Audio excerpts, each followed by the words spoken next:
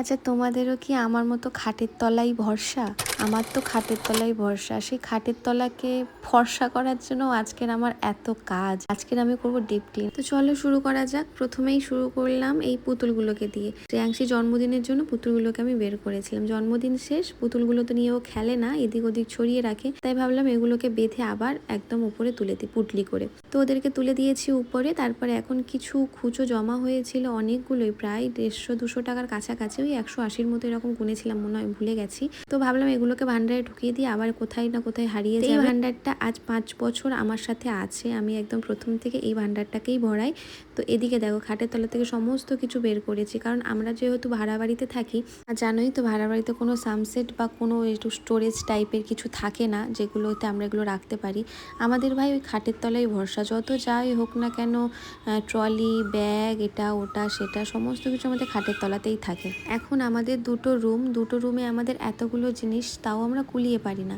আমরা এর আগে যখন ছিলাম সেখানে একটা রুম ছিল, একটা রুমের মধ্যেই আমাদের সমস্ত কিছু ছিল। আমাদের দুটো আলমারি, আমাদের খাট, আমাদের ফ্রিজ, আমাদের ঠাকুর, সমস্ত কিছু আমাদের ওই একটা ঘরের মধ্যেই ছিল। তারপরে যে লেপ, কম্বল, ট্রলি সব খাটের তলাতে ছিল। সেখানেও সানসেট ছিল না। তো আমরা এইভাবে আর কি দিন কাটিয়ে এখন একটু বড় রুমে এসছি। তো এখানেও সেম আমাদের মনে হয় যেন আর একটু বড় হলে ভালো হতো, আমরা জায়গায় রেখে পাচ্ছি না। তো যাই হোক, যার যতই চাই ততই দাও, পোষাই আর না। প্রথমে সমস্ত কিছু খাটের তলা থেকে বের করে নিয়েছি, নিয়ে এবারে খাটের তলাটা ভালো করে একটু মুছে নিলাম, যেটুকু জিনিস রাখবো সেটুকুই। এই যে বিস্কিটের কৌটো, মুড়ির কৌটো, তারপর আমার ভান্ডার, আমার এটা বড় ভান্ডার, এটা মেলা থেকে কিনেছিলাম। ছোট ভান্ডারটা ভরিয়ে তারপরে এটাতে তার টাকাটা ট্রান্সফার করে দিই, কারণ বড় ভান্ডার ভরাতে একটু টাইম লাগে, আর ওই জন্য ঠিক ভালো লাগে না। ছোটোটা তাড়াতাড়ি ভর্তি হয়ে যায়, আর ওটাতে আমরা ট্রান্সফার করে দিই। তো ঘাটের তলাটা তো পরিষ্কার করে সমস্ত কৌটো ঢুকিয়ে দিলাম।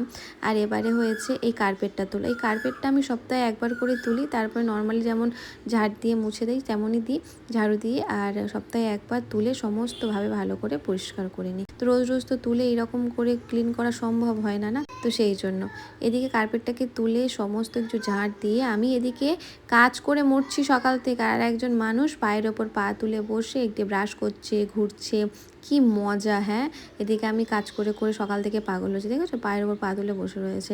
আমার মতো এরকম সবার বাড়িতে এরকম পায়ের ওপর পা তোলা একটা করে মানুষ রয়েছে। এদিকে আমার সমস্ত কিছু পরিষ্কার হয়ে গেছে, আর তারপরে কার্পেটটাকে আবার পেতে দিলাম। আর এই কার্পেটটা না থাকলে না কেমন খুব অসুবিধা হয়। শ্রেয়াংশীর এই বড় ধাবড়া মতো একটা পুতুলটা, এটাকে রাখতে সুবিধা হয়। তারপর ওর বোর্ড এখানে একটু বসে খায়, খেলে। তো কার্পেটটার জন্য আমার খুব সুবিধা হয়। তো আর ভালো লাগছে না, ক্লান্ত হয়ে গেছি, আজকের মতো এইটুকু।